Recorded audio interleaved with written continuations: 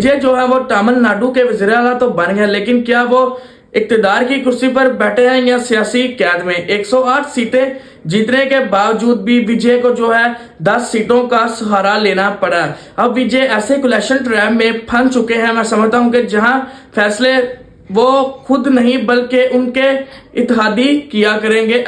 सियासियत का असूल है कि बैसाखियों पर खड़ी हुई हुकूमत सिर्फ और सिर्फ अपने दिन पूरे करती है, ना कि वो तहरीक लिखती है। यहाँ पे मैं आपको पाकिस्तान के हवाले से और भी जो श्रीलंका है, बांग्लादेश है, इनके हवाले से ऐसे इलेक्शन ट्रैप में जो बनती हैं हुकूमतें, उनकी मैं अनगिनत आपको मिसालें दे सकता हूँ कि यहाँ पे बैसाखियों पे जो खड़ी हुई हुकूमत होती है वो सिर्फ और सिर्फ अपने दिन पूरे करती है, अपना टाइम पूरा करती है। क्योंकि जो इलेक्शन ट्रैप में बनी हुई हुकूमत होती है 10-10, 12-12 सीटों वाले जो इत्तेहादी होते हैं वो आपको ब्लैकमेल करते हैं, आपको हर मौके के ऊपर आपको ब्लैकमेलिंग फेस करनी पड़ती है। पॉलिटिकल साइंस की जुबान में स्मॉल पार्टी लिवरेज कहते हैं, जहां जो छोटी छोटी जमातें होती हैं वो बड़ी जमातों के ऊपर हावी हो जाती हैं, अक्सर मामलात में असर और रसूख उनसे ज्यादा रखने लगती हैं।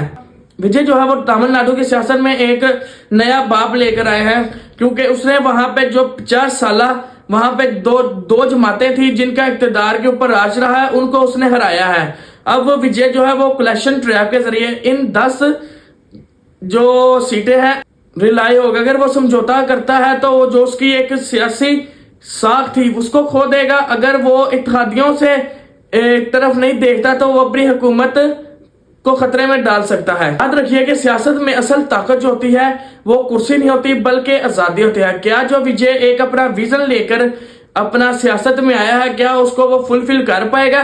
क्या वो जो जितना उसका टाइम पीरियड है अपने जो इत्तेहादी हैं उसने इलेक्शन ट्रैप में गवर्नमेंट तो बना रही है, क्या वो उनको भी खुश रख पाएगा अपनी गवर्नमेंट चलाने के लिए? आपकी इस बारे में क्या राय है?